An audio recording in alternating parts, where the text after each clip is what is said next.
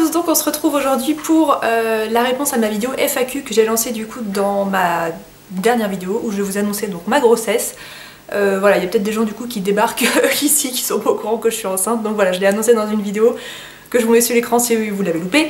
Et je vous invitais donc dans cette vidéo et puis également sur les réseaux sociaux à me poser vos questions au sujet de ma grossesse. Alors sans trop rentrer dans les détails, voilà, c'est vraiment des... Mais de toute façon, vous avez été très respectueux dans toutes les questions que vous m'avez posées. Il n'y en a pas vraiment une que j'ai dû complètement évincer parce que c'était tout à fait indiscret. Et puis de toute façon, mes réponses iront dans ce sens-là aussi. Donc voilà, bah, merci à tous ceux qui ont participé en tout cas. Donc je n'ai absolument pas noté les pseudos de chacun. J'ai pas vraiment trié les questions à part celles qui se ressemblaient vraiment, que j'ai mises un peu en commun. Mais voilà, pas plus que ça. Et je pense que la vidéo fera deux parties puisque j'ai reçu beaucoup de questions et puis que, voilà, me connaissant, ça va pas durer 5 minutes.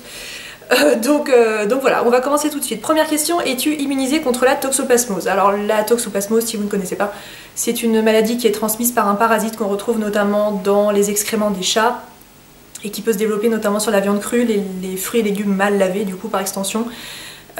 Qui n'est donc sans aucune gravité pour l'être humain quand il n'est pas en situation de grossesse, en tout cas la femme, et qui est très grave une fois que vous êtes enceinte. Donc si vous êtes immunisé, vous développez un seuil d'immunité avec des anticorps que vous gardez ensuite à vie, et puis bah, pour les personnes qui n'ont pas été immunisées, il y a certaines précautions à prendre pendant la grossesse. Donc non, je ne suis pas immunisée, c'est quand même pas de chance parce que j'ai un chat depuis 7 ans, donc en faisant la prise de sang, moi j'étais quasiment persuadée que ça serait bon parce que en plus j'ai un jardin, je fais du jardinage, je mets pas toujours forcément des gants, enfin je fais pas forcément très attention à ça. Bon c'est vrai que je me lave les mains tout ça, mais je mange les fraises de mon jardin, le basilic, la ciboulette, etc.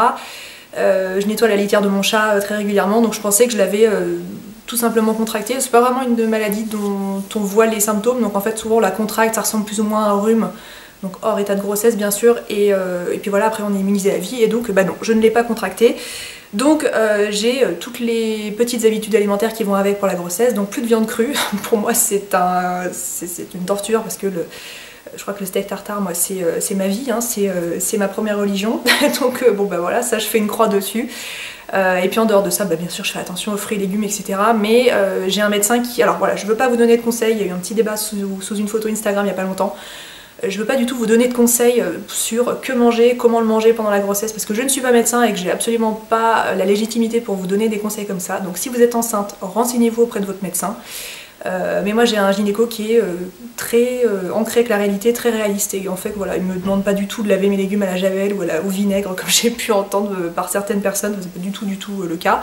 Voilà, c'est un peu de bon sens, et bien sûr une prise de sang du coup qu'on fait tous les mois pour vérifier qu'on ne contracte pas la toxoplasmose pendant la grossesse. Une question qui va un petit peu avec, est-ce que tu as changé ton alimentation depuis que tu es enceinte? Alors donc voilà, j'ai banni du coup ces aliments, ou en tout cas je prends plus de précautions. Donc tout ce qui est viande crue, c'est niet. Tout ce qui est poisson cru, de toute façon je ne mange pas de poisson, donc de ce côté là je suis tranquille, mais bien évidemment pas de sushi ou de choses comme ça. En dehors de ça, j'étais quelqu'un qui n'était pas très assidu côté petit déjeuner. Alors sur mes jours de repos, le petit déj pour moi c'est le grand plaisir de ma journée avec le goûter. Mais c'est vrai que quand je partais travailler, mettons à 8h30 ou 9h30, souvent je me levais et je partais le ventre vide et je mangeais que le midi. Voilà, je sais que c'est pas forcément très bien, mais j'ai toujours fonctionné comme ça, j'ai toujours mangé à ma faim, et quand j'avais faim, et c'est vrai que le matin, dans ce genre de cas, je n'ai pas faim. Donc bien sûr c'est une habitude que j'ai éliminée, puisque pendant la grossesse ce qui est important c'est surtout de manger régulièrement, puis de façon plutôt saine et équilibrée, et de toute façon je ne supporterais pas de me lever le ventre vide et de rester 3-4 heures le ventre vide. C'est pas du tout envisageable, ça me donne des sortes de crises d'hypoglycémie, etc. Puis de toute façon voilà, c'est quelque chose que je ne ferai plus aujourd'hui. Voilà à peu près ce que j'ai changé, sinon j'essaye de manger bah, bien sûr plus équilibré qu'avant, même si j'ai toujours fait un peu attention de ce côté-là. Tout ce qui est sucré, etc. je fais un petit peu attention aussi. J'ai pas l'impression de manger beaucoup plus, c'est vrai que j'ai des journées où j'ai davantage faim, donc dans ce genre de cas j'essaye par exemple de manger un fromage blanc au goûter parce que ça me calera un peu plus. Le lait de soja de ce côté-là c'est super utile aussi parce que c'est plein de protéines et ça m'aide bien pour les petits creux, et puis si je fais des pâtes ou du riz j'en mangerai peut-être un petit peu plus que d'habitude. Mais parce que j'ai cette sensation d'avoir faim, parce que bah, voilà, le bébé prend votre énergie aussi, donc voilà à peu près pour les changements côté alimentation. Et puis ensuite une question qui est quand même assez importante, c'est des astuces anti-nausées. Alors moi les nausées je connais très bien ça, même avant, enfin bien avant d'être enceinte, hein, depuis bien avant d'être enceinte, puisque je suis très malade dans les transports depuis aussi longtemps que je me souvienne. Je crois qu'à l'âge de 1 an et demi, je vomissais déjà en voiture. Enfin bref, c'est une catastrophe. J'ai un problème d'oreille interne, donc sans aucune gravité, si ce n'est que je vomis à peu près partout. Donc je vomis en bateau, en avion, même les avions qui décollent pas, ça me fait vomir. Enfin bref, c'est une catastrophe de ce côté-là. Donc voilà, les nausées, je suis quand même plus ou moins sujette à ça dans mon quotidien déjà de base. À part si je conduis une voiture, ça se passe un peu mieux. Et en fait, les nausées de grossesse, alors je sais pas si c'est une généralité pour tout le monde, mais ne répondent à aucune logique. C'est-à-dire que, par exemple, avant d'être enceinte, si je savais que j'avais un trajet en voiture à faire dans la montagne et que j'étais par exemple sur le siège arrière, donc le truc horrible, derrière le conducteur c'est pire, au milieu encore ça va un peu mieux, je faisais en sorte de pas manger avant de partir, ou en tout cas de pas manger liquide, vraiment manger genre une barre de céréales, un truc solide qui me tient au corps, mais rien de plus, parce que la moindre sensation d'avoir quelque chose dans l'estomac, et d'autant plus quelque chose de liquide, est une vraie torture. Donc je pensais que pour la grossesse ça serait pareil, donc en fait moi les fois où je me levais le matin en ayant envie de vomir, mais voire les matins où je vomissais, j'avais qu'une envie, c'était de ne pas manger. Et bien en fait, non, avec les nausées de grossesse, il faut manger tout de suite. Le conseil qui est donné par certains médecins, c'est même d'avoir à manger sur votre table de nuit. Donc en gros, vous ouvrez les yeux, vous n'avez pas encore mis un pied par terre, il faut déjà manger, alors pas une choucroute, hein, vous ramenez pas le micro-ondes à côté de vous, mais par exemple voilà, une barre de céréales ou un fruit ou quelque chose pour tout de suite avoir quelque chose dans l'estomac, que votre estomac soit occupé à le digérer, plutôt que d'être occupé à vomir. Donc voilà, ça ne répond à aucune logique, mais c'est vraiment comme ça que je l'ai senti. Ce qui a très bien fonctionné sur moi, c'est les sirops. Donc voilà, à nouveau, le liquide a très bien fonctionné sur les nausées, un truc qui n'a pas vraiment de sens. Donc sirop de menthe, sirop de fraise, les jus de fruits, donc je prenais très souvent un verre de jus de fruits comme ça au saut du lit le matin, ce que je ne fais absolument jamais en temps normal.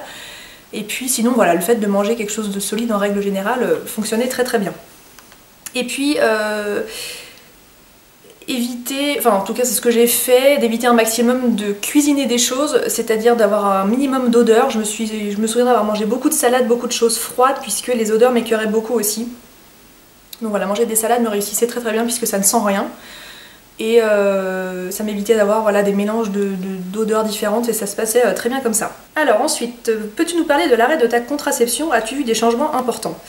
Donc moi j'étais sous pilule depuis longtemps, parce que j'ai 28 ans et que je suis sous pilule depuis que j'ai 16 ans, donc ça fait 12 ans.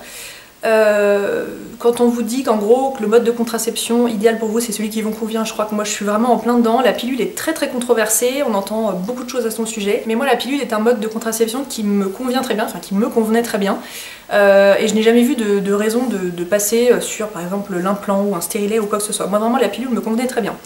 Quand je l'ai arrêté, j'ai eu l'impression d'avoir une sorte de bouleversement hormonal, dans le sens où côté émotion c'était complètement chamboulé. Du côté de la peau, etc., j'ai pas vraiment vu de changement, en tout cas rien d'incroyable. Voilà, c'était un petit peu côté émotion, mais ça a duré 2 semaines, je crois que c'est vraiment que le temps que l'organisme se débarrasse des hormones dans le sang. En tout cas, ça s'est plutôt bien passé. Le gynécologue m'avait quand même prévenu que j'allais peut-être mettre du temps à tomber enceinte, mais que c'est tout à fait normal parce que voilà, ça faisait longtemps que j'étais sous pilule, etc. Donc voilà, comme vous avez vu, pour moi ça a été très rapide, puisqu'en moins de 3 mois, donc en 2 cycles, je suis tombée enceinte. Voilà, mais c'est vrai que j'ai pas vraiment vu de changement de ce côté-là. En tout cas, ça s'est passé absolument sans aucun encombre. Question suivante: était-il important pour toi et ou pour Quentin de te marier avant de tomber enceinte? Alors, c'est marrant parce que j'en parlais à ma copine Emmanuelle il y a pas très longtemps. Comment vous expliquer? Moi, dans mon esprit, la vie de couple passe par plusieurs étapes. Donc oui, je vais pas vous mentir, pour moi c'était important d'être mariée avant de tomber enceinte, et pour Quentin de toute façon aussi c'était quelque chose qui était important. Pour autant, je serais tombée enceinte par accident il y a 3 ou 4 ans sans être mariée, j'en aurais pas fait une affaire d'état, et on serait probablement aujourd'hui très heureux avec un enfant de voilà, 3 ou 4 ans. Mais c'est vrai que, étant donné que j'avais donc voilà, ma prise de contraception qui était régulière, etc., il n'y avait pas trop de risque de ce côté-là, mais pour moi c'est important que l'enfant ait le même nom que ses parents. C'est même pas du tout d'un point de vue religieux, parce qu'on ne s'est pas marié du coup de façon religieuse, donc c'est même pas pour que notre mariage soit considéré d'une autre façon par un quelconque dieu, c'est pas du tout ça.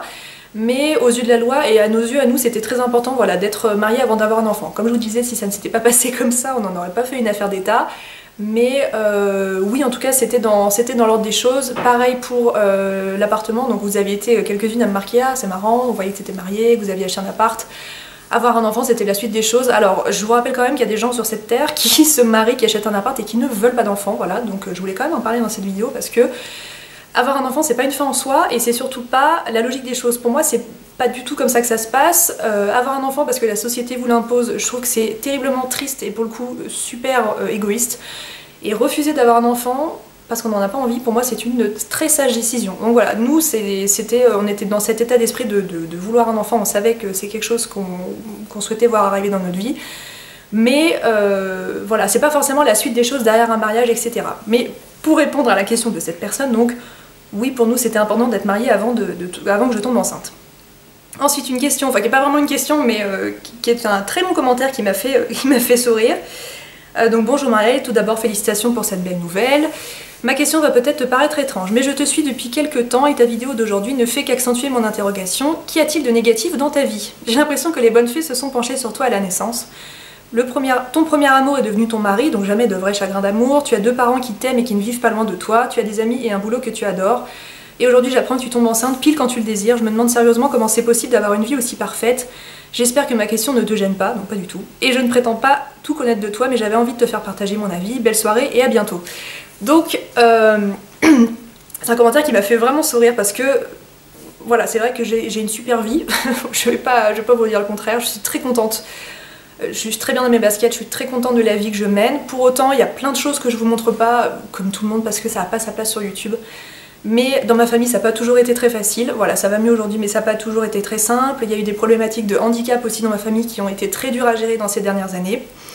Je vous en parle pas parce que ça me regarde pas moi, ça regarde aussi d'autres personnes de mon entourage et que j'ai pas du tout envie de parler de ça sur internet, mais voilà, sachez aussi que je vous montre quand même que le bon versant de ma vie, tout à fait par choix, hein, je l'assume complètement, mais en dehors de ça, je suis quelqu'un d'extrêmement positif, je sais pas combien de fois on me l'a dit dans ma vie, mais je déborde d'optimisme au quotidien et donc le fait d'être en couple depuis très longtemps, en effet c'est une chance, mais c'est quelque chose qui se construit à deux aussi, et bah croyez-moi c'est pas simple tous les jours non plus, parce qu'on n'est pas tombé amoureux à l'âge de 16 ans pour se dire on passera notre vie ensemble, ça s'est pas du tout passé comme ça. Un couple ça se construit, et puis il faut entretenir la flamme, et voilà il y a plein d'autres choses comme ça. J'ai en effet un métier super, mais franchement pour l'avoir je me suis battue pour avoir la place que j'ai aujourd'hui, mais je suis en effet très très heureuse de ma vie, et je suis consciente d'avoir énormément de chance, hein. Je suis pas du tout en train de dire que je suis une pauvrette, que tous les malheurs se sont abattus sur moi, pas du tout, hein. Je suis consciente que déjà à la base j'ai beaucoup de chance dans la vie, mais voilà, je suis de ce naturel très positif et très optimiste qui vous montre peut-être ça dans les vidéos, mais voilà, c'est mon caractère et je suis clairement la personne qui voit le verre à moitié plein avant de le voir à moitié vide. Et de chaque situation, même un petit peu négative, j'arrive quasiment toujours à en ressortir de positif, donc voilà, c'est peut-être ça qui transparaît dans mes vidéos, mais en tout cas je suis très contente de pouvoir vous donner cette impulsion. C'est un vrai plaisir. Alors ensuite, question suivante, désires-tu allaiter ton bébé? Alors ça c'est un sujet qui fait un peu grincer des dents, quoique ça dépend comment on le présente, mais moi je ne compte pas allaiter mon bébé, voilà, c'est une décision très personnelle, donc je suis tout à fait consciente que l'allaitement c'est clairement ce qu'il y a de mieux pour un enfant, vraiment, hein, j'en suis consciente, je ne vais pas du tout vous faire croire que l'allaitement avec des biberons est vraiment aussi bien fait pour l'enfant que l'allaitement maternel, parce que je suis persuadée que non. Mais un allaitement, pour que ça se passe bien, il faut en avoir envie, et je n'en ai pas envie. Voilà, j'ai pas envie de le faire, pour plein de raisons que je vais pas forcément évoquer ici, mais j'ai aussi envie que Quentin puisse donner le biberon, j'ai envie d'avoir une certaine indépendance, et pour moi l'allaitement c'est soit on le fait à fond, soit on le fait pas. Je le vois comme ça dans ma tête, je me vois pas tirer mon lait, donner le biberon à Quentin, etc. C'est pas quelque chose que j'envisage.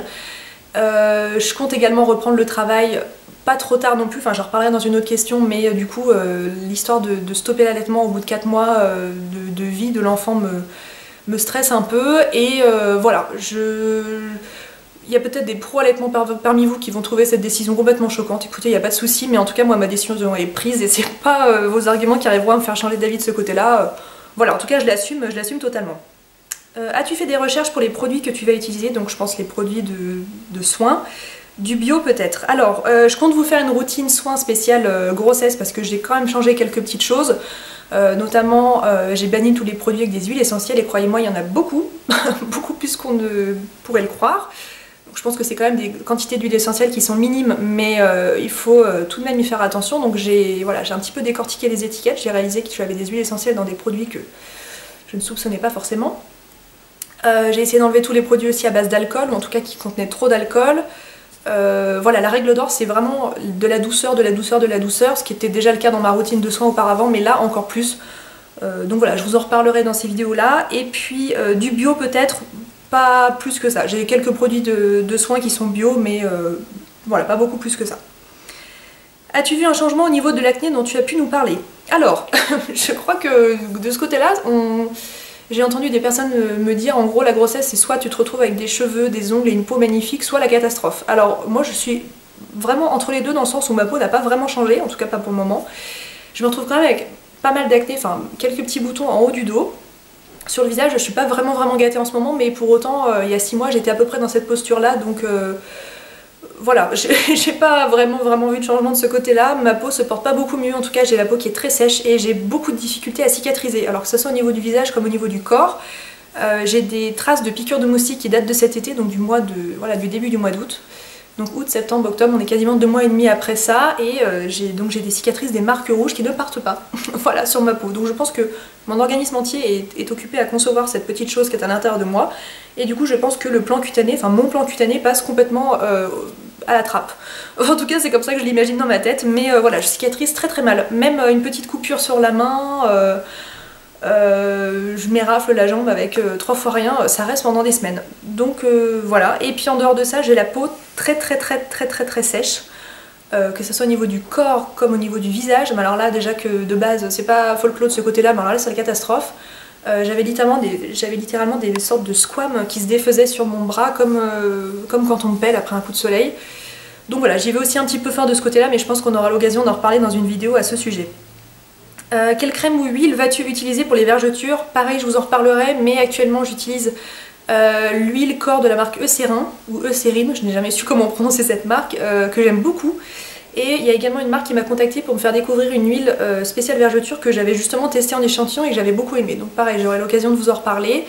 Donc l'huile, je la mets le soir vraiment au-dessus du dessus des seins jusqu'à mi-cuisse. Voilà, donc je me fais une sorte de... Vous voyez une combi short? Voilà, je me fais une combi short d'huile. Voilà, je m'enduis comme ça. Puis je mets la dose. Et en crème, j'ai la crème anti-vergeture de chez Clarins que j'ai acheté chez Sephora il y a quelques semaines du coup, qui est une crème que j'ai possédée par le passé, qui coûte très cher mais qui est super, et donc c'est celle que j'utilise le matin. Question suivante, avez-vous des idées prénoms? Alors oui, ce qui est rigolo c'est, donc voilà, toujours pour vous remettre dans le contexte, ça fait 12 ans qu'on est ensemble avec Quentin. Donc cette question on l'a pas abordée il y a 2 semaines, hein, quand on a commencé à parler d'avoir des enfants, quand on avait mettons 25 ans. On avait commencé à plaisanter un petit peu sur des prénoms, et puis on s'était fixé sur 2 prénoms, un prénom de fille et un prénom de garçon. Je peux déjà vous dire ceux qui n'ont pas été retenus, que Quentin aimait ou moi, mais pas l'un des deux, enfin uniquement l'un des deux et pas l'autre. Quentin aimait beaucoup Chloé, moi c'est pas un prénom que j'aime énormément, désolée s'il y a des Chloé qui passent par là, mais c'est un joli prénom, mais je verrais pas, si j'ai une fille je me verrais pas l'appeler comme ça. Moi j'aimais beaucoup Valentin et Valentine, mais Quentin n'aime pas. Et qu'est-ce que je peux vous donner d'autre comme exemple? Voilà, ça peut vous donner un petit peu des pistes de prénoms qui n'ont malheureusement pas été sélectionnés. Bref, donc je m'égare. Je disais donc que on s'était fixé donc sur 2 prénoms, mais il y a vraiment des années. Et en fait, quand je suis tombée enceinte, on en a reparlé et on est resté sur ces 2 prénoms-là. J'étais persuadée qu'en discutant de ça il y a plusieurs années, enfin on disait même en rigolant, bah, de toute façon on aura toujours le temps de changer d'avis le jour où ça nous tombera dessus. Et puis en fait, maintenant que ça nous tombe dessus, bah, on est d'accord. Donc on est resté sur ces 2 prénoms, donc un prénom de fille, un prénom de garçon, bien évidemment. Ce sont des prénoms classiques, hein, donc voilà, typiquement Chloé, Valentin, Valentine, c'est tout à fait dans ce registre-là. Pas de prénom à consonance étrangère, pas de prénom... alors, attention, qu'on ne prenne pas mal, mais pas de prénoms inventés entre guillemets, des prénoms qui sont très tendance actuellement, dont on n'a jamais entendu parler avant, ce sont vraiment des prénoms classiques. Voilà, facile à orthographier parce que moi j'ai souffert toute ma vie de m'appeler Marielle IEL et pas 2 LE, voilà, je suis obligée de l'épeler toute ma vie et je me suis promis que si j'avais des enfants un jour, je leur mettrais pas une orthographe discutable comme ça, donc typiquement pas Thibaut parce qu'on sait jamais s'il y a un T ou un D, pas Mathieu parce qu'on sait pas s'il y a un T ou 2 T, donc voilà, donc ça sera des prénoms dont l'orthographe n'est pas discutable. Et voilà, donc on est resté sur ces 2 là, donc c'est une question qui arrive un petit peu après aussi. Est-ce que tu penses nous dévoiler le prénom pendant la grossesse ou à l'accouchement? Alors à l'accouchement c'est certain, je vous le donnerai. Pendant la grossesse non, pour la simple et bonne raison qu'on ne va le donner à personne. Donc je vais pas vous le donner à vous parce qu'on va pas le donner à nos parents non plus. J'ai un peu de mal moi, avec les gens qui dévoilent le prénom avant l'accouchement parce que ça personnifie déjà un peu le bébé et je sais pas, c'est un truc qui me dérange un peu. Donc on va garder le secret pour nous deux et mais bien sûr je vous dévoilerai le prénom une fois le bébé né. Voilà, je vais m'arrêter là pour cette première partie parce que j'ai l'impression que ça fait déjà très longtemps que je parle. Donc je vous retrouve dans quelques jours, alors je sais plus du tout quand est-ce que je poste ces vidéos, je crois que celle-ci c'est mercredi, la suivante arrivera probablement ce week-end. Donc voilà, je vous poste la deuxième partie ce week-end. Je vous embrasse et donc je vous dis à la prochaine.